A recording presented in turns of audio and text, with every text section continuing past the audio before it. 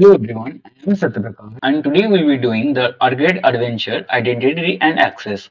Let's open it first. Now let's start the lab.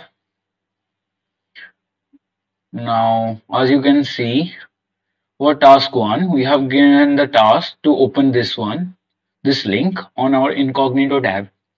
Just you can get this link from your Adventure application, copy it. Now open your incognito tab and paste it.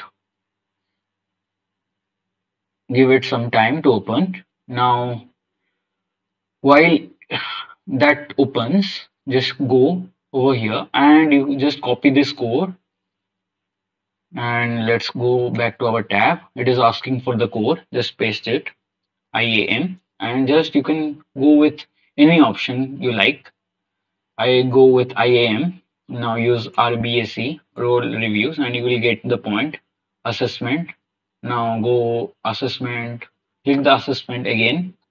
Now submit assessment. Now go back to your normal tab. You will get the assessment code over here. Just copy it. Now paste it and submit. We'll get the congratulation image on your Arcade Adventure Incognito tab. Let's end our lab here.